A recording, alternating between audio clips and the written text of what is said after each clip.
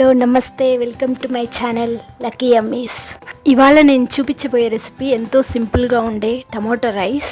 ఇది కుక్కర్లో నార్మల్ రైస్తోనే చేశాను. ఎలా చేద్దామో చూసేద్దాం రండి. ఫస్ట్ స్టవ్ ఆన్ చేసుకొని కుక్కర్ పెట్టుకోవాలి. కుక్కర్లో ఒక 2 స్పూన్స్ ఆయిల్ వేసుకోవాలండి. ఆయిల్ కొంచెం హీట్ అయిన తర్వాత అన్ని రకాల మసాలా దినుసులు వేసుకోవాలి.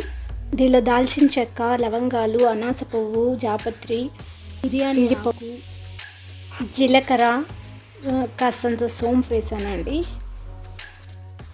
జీడిపప్పు ఇప్పుడే వేయట్లేదండి నేను. ఇవన్నీ లైట్ ఫ్రై అయ్యేదాకా ఉంచుకొని తర్వాత దీనిలో ఆనియన్స్ వేస్తున్నాను. 3 మీడియం సైజ్ ఆనియన్స్ తీసుకున్నాను నేను. తర్వాత దీనిలో పచ్చిమిర్చి అది కూడా 3 తీసుకున్నాను. లైట్గా వేపుతున్నానండి. తర్వాత దీనిలో పుదీనా, కొత్తిమీర, కరివేపాకు వేసాను. ఇవి వేస్తే మంచి స్మెల్ ఉంటుందండి. ఇప్పుడు వేసాను జీడిపప్పు. తర్వాత దీనిలో ఒక 4 స్మాల్ సైజ్ టమోటాలు వేసుకున్నానండి. ఇలా చిన్న చిన్న ముక్కలు చేసి వేసుకున్నాను. టమోటా రైస్ కాబట్టి కొంచెం టమోటాలు ఎక్కువే తీసుకోవచ్చు మీరు కావాలంటే. ఇంకొకటి ఎక్స్ట్రా తీసుకున్నా పర్లేదు. టమాటాలు మగ్గడానికి ఒక టేబుల్ స్పూన్ సాల్ట్ అయితే ఇక్కడ యాడ్ చేస్తున్నాను. సాల్ట్ సరిపోదండి, మళ్ళీ కూడా వేసుకోవాలి. ప్రస్తుతానికి ఒక టేబుల్ స్పూనే వేసాను. మీకు కావాలంటే టమాటా ముక్కలు బదులు టమాటా ప్యూరీ కూడా వేసుకోవచ్చు.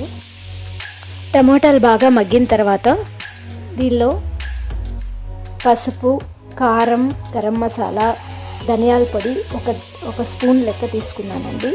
నేను చాలా మసాలా క్వాంటిటీస్ చాలా తక్కువ వేస్తున్నాను. మీకు కావాలంటే స్పైస్ ఎక్కువ ఉండాలి అనుకుంటే ఎక్కువ వేసుకోవచ్చు. ఒక 2 మినిట్స్ తర్వాత దీనిలో రైస్ యాడ్ చేసుకుంటామండి. రైస్ నేనేం చేశానంటే ఒక ½ అన్ అవర్ ముందర నార్మల్ రైస్ నానబెట్టుకున్నాను. 1.5 గ్లాస్ తీసుకున్నానండి ఈ గ్లాస్తో. ఇప్పుడు నేను ఈ రైస్ మాత్రమే దీనిలో యాడ్ చేసి జస్ట్ కలిపి పెట్టుకుంటున్నాను.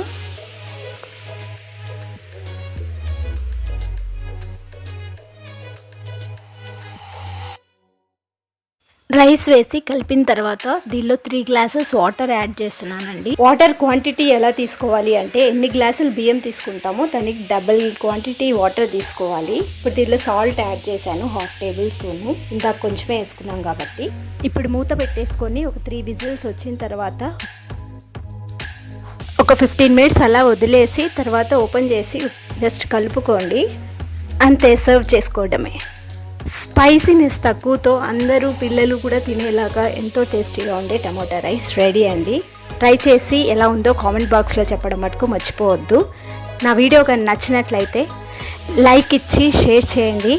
అండ్ ఎవరైనా సబ్స్క్రైబ్ చేసుకోకపోతే ప్లీజ్ సబ్స్క్రైబ్. Thank you.